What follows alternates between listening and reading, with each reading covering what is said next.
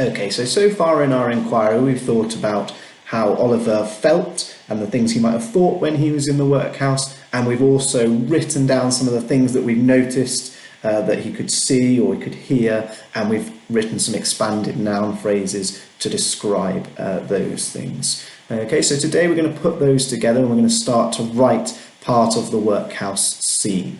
So the part that I'm going to focus on, I think, is the part where Oliver is sitting waiting for his dinner and he's just about to ask for some more food, because I think that's a really interesting bit where I can do some really good description. I can also get some really good descriptive feelings in there as well.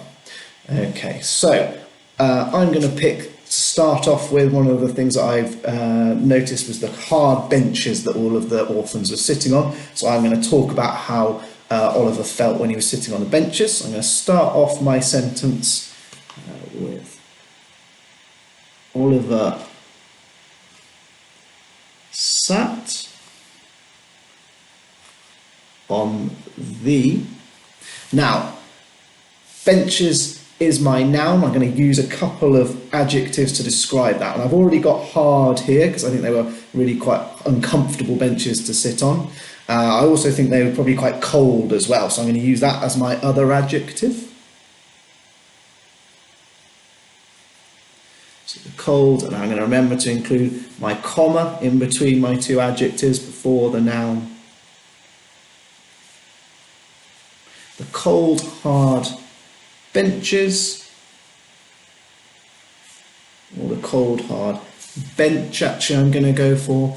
And now I'm going to tell the reader exactly how I think Oliver was feeling whilst he was sitting there. So he's sitting on the hard bench. I think he's feeling... And this is a point where I'm going to pick some of my feelings from my list that I've come up with here. So I think definitely frightened straight away is jumping out at me. I think that's how Oliver might be feeling, because he knows that he's about to do something that will probably get him into trouble. He's going to ask for some more food. I'm not just going to stick with one word to describe how Oliver's feeling. I'm going to use the conjunction and to include another one as well. So I think he's feeling frightened, and a synonym for frightened I'm going to go with scared. Okay. And that's the finish of my sentence there, so I'm going to finish with a full stop. So as you can see, I've included before my noun bench, I've made sure I've included two adjectives, cold and hard, and I've used another two adjectives. They're slightly different to describe how Oliver was feeling. Okay, so I've included frightened and I've included scared there. So now straight away the reader's getting a really clear picture about where Oliver was sitting, what it was like, and how he's feeling. Okay, so let's do another one of those quickly. I think the next thing that he's going to do is he's going to see the beadle. Okay, so when... Keep on the same line, starting with a capital letter. He saw. Now again, I'm not just going to say the beadle, okay, because that's not really telling me anything about it. I'm going to include some description. So I think I'm remembering what the beetle is looking like, and I know I've already written some sentences about the beetle, so I'm going to go with adjectives I was using there. I'm going to say he saw the mean. Again, I'm going to remember to use my comma in between. Nasty beetle, because he definitely wasn't a very nice man.